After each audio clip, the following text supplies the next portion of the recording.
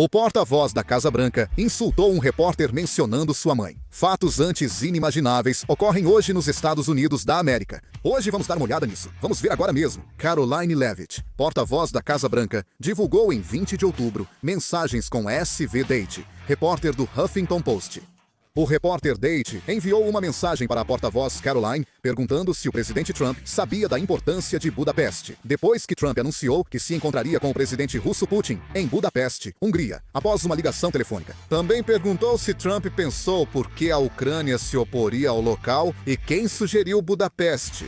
Karoline Leavitt, porta-voz da Casa Branca, respondeu: "Sim, foi minha mãe quem decidiu." Depois, fez uma piada pesada com o repórter. O repórter David protestou, perguntando se ela achava engraçado. Karoline respondeu: "Engraçado é você se considerar jornalista." Depois, Karoline enviou uma mensagem ao repórter David, chamando-o de sensacionalista de esquerda e pedindo que parasse de enviar perguntas tendenciosas.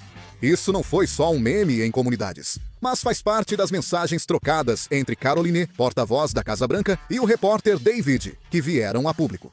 Coisas que há apenas 5 anos seriam inimagináveis estão acontecendo agora. Eles estão até mesmo fazendo ofensas graves. Nos Estados Unidos da América, as críticas persistem, mas o governo Trump não demonstra preocupação.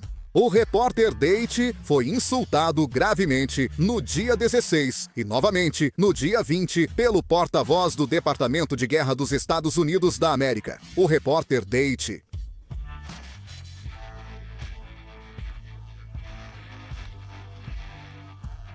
O porta-voz Sean Panel insultou o repórter 2 vezes ao responder: "Sim, foi a sua mãe que comprou." Claro, o Huffington Post é considerado um dos principais veículos de mídia online progressistas nos Estados Unidos. Desde que Trump surgiu, esse veículo publicou quase diariamente artigos criticando ou zombando dele.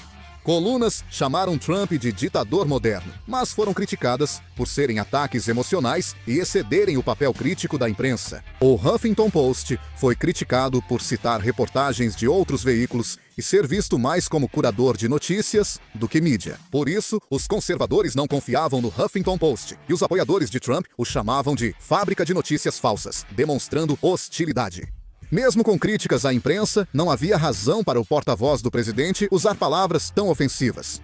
Se a pergunta o incomodou, bastava responder com lógica. Mas a Casa Branca logo baixou o debate para o nível de uma briga de rua.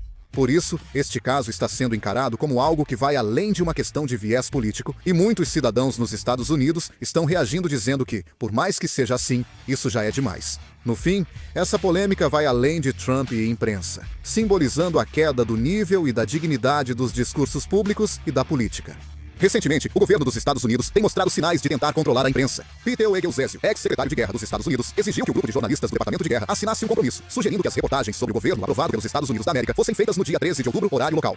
Ele exigiu que seguissem diretrizes e assinassem um termo, o que levou os jornalistas do Departamento de Guerra a acusarem tentativa de limitar o acesso à informação. Vários veículos recusaram o controle da cobertura, devolveram crachás e saíram da sala de imprensa. Jornalistas afirmaram que foi um dia sombrio para a liberdade de imprensa.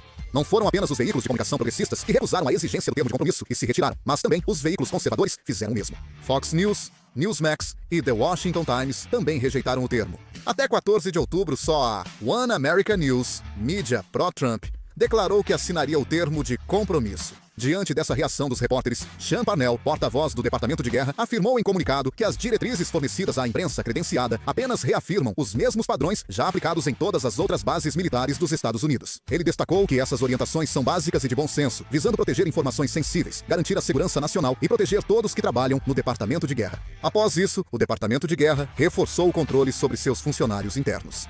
Em 21 de outubro, o ministro da Guerra, Pete Buttigieg, determinou que funcionários do Departamento de Guerra precisassem de autorização dos superiores para contatar parlamentares ou membros do Congresso. Isso está sendo visto como uma forma de impedir declarações externas dos funcionários. De acordo com a agência Reuters, em um memorando interno escrito naquele dia, o ministro Hegses afirmou que o Departamento de Guerra depende de uma parceria cooperativa e próxima com o Congresso para alcançar seus objetivos legislativos, e especificou que, para garantir a eficácia dessa parceria, toda comunicação com o Congresso deve ser coordenada e consistente com a mensagem oficial do Departamento de Guerra.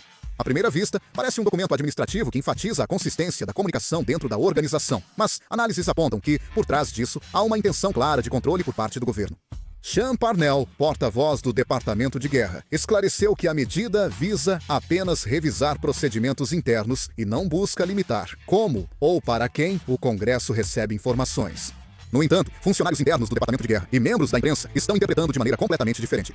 Os funcionários internos afirmam que isso é claramente um movimento da alta cúpula para controlar todas as declarações, dizendo que agora, seja um oficial ou um funcionário civil, será praticamente necessário obter permissão para relatar ou expressar opiniões aos membros do Congresso. Eles expressaram preocupação de que, se disserem algo errado, poderão enfrentar represálias ou retaliações. Essa medida é grave, pois não pode ser vista apenas como uma questão de procedimento. O Ministério da Guerra já vinha exigindo, há um mês, que os jornalistas assinassem um termo, comprometendo-se a não divulgar informações não autorizadas, mesmo que não fossem confidenciais. E ocorreu uma situação inédita em que os crachás de acesso das empresas de mídia que se recusaram a assinar foram recolhidos. Grandes veículos como Associated Press, Cable News Network, The New York Times e The Washington Post foram obrigados a sair da sala de imprensa do Pentágono, levando a mídia americana a declarar que a liberdade de imprensa está sendo reprimida. Mas, desta vez, não foram apenas os jornalistas, mas também funcionários internos e membros das Forças Armadas que passaram a ser alvo desse controle.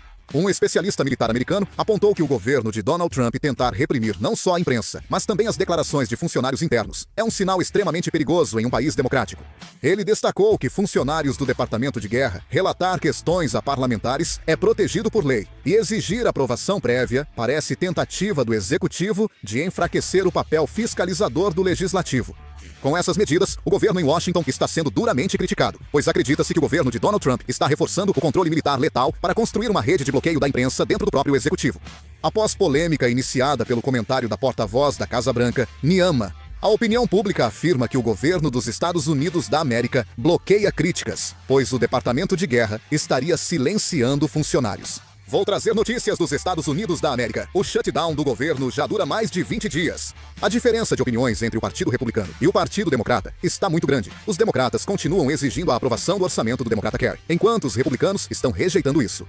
Mesmo tentando aprovar uma lei orçamentária provisória, há muitos votos contra, então continua sendo rejeitada. Já é a 11ª vez. Por causa disso, dentro do Partido Republicano está sendo discutida a ativação da chamada opção nuclear, que eliminaria o requisito de 60 votos necessários para aprovar o orçamento no Senado. Essa chamada opção nuclear é uma medida que altera temporariamente as regras do Senado, permitindo que um projeto de lei seja aprovado por maioria simples. Na última votação, foram 50 a favor e 43 contra se convencerem mais um senador. Aprovam o orçamento provisório com a opção nuclear. Mas, como há uma grande diferença de opiniões entre o Partido Democrata e o Partido Republicano, não há sinais de que o shutdown será resolvido. Por causa disso, os prejuízos causados pelo shutdown estão aumentando cada vez mais em vários lugares. O Departamento do Tesouro dos Estados Unidos estimou que a cada semana há um prejuízo econômico de 21 trilhões de won, e parece que esses danos vão aumentar ainda mais com o tempo. No entanto, o presidente Teorempeu parece estar mirando nisso. O governo Teorempeu está fazendo isso porque o orçamento não foi aprovado no Congresso. Ele está reduzindo o orçamento federal para estados que apoiam fortemente o Partido Democrata. O governo Teorempeu suspendeu o apoio do orçamento federal no valor de cerca de 40 trilhões de won para cerca de 200 projetos em andamento nos estados onde o apoio ao Partido Democrata é forte. Nova York deve ser o mais afetado. A construção do túnel do rio Hudson, apoiada pelo governo federal, foi interrompida. Além disso, o apoio orçamentário para vários projetos de expansão da rede de transporte e de reconstrução da rede de fornecimento de energia também foi interrompido. O problema é que, mesmo que o shutdown termine, estão enviando comunicados oficiais aos governos locais dizendo que será difícil compensar os atrasos e estão trabalhando para transformar a situação em algo favorável para si em todo o país. O presidente Teorempeu parecia querer usar a situação para demitir funcionários públicos, como já planejava. Reuzel Boteu, diretor do Escritório de Gestão e Orçamento, disse que mais de 10 mil seriam demitidos. Até o momento, cerca de 4.100 funcionários de 8 departamentos federais, incluindo o Departamento do Tesouro, o Departamento de Saúde e Serviços Humanos, o Departamento de Educação e o Departamento de Comércio, receberam notificações de cortes orçamentários. Assim, uma série de medidas do governo Teorempeu está sendo interpretada não apenas como uma disputa orçamentária ou uma questão de eficiência administrativa, mas como uma tendência de concentração de poder e fortalecimento do controle em todo o governo. A postura hostil em relação à mídia, as restrições às declarações dos funcionários internos e até mesmo a pressão política usando o shutdown como alavanca colocam novamente o estilo de governo de Teorempeu no centro das controvérsias. Em Washington, analistas veem essas medidas como estratégia para reprimir grupos insatisfeitos antes das eleições de meio de mandato do próximo ano. Nos arredores da Casa Branca, muitos acham que o caos atual favorece Teorempeu.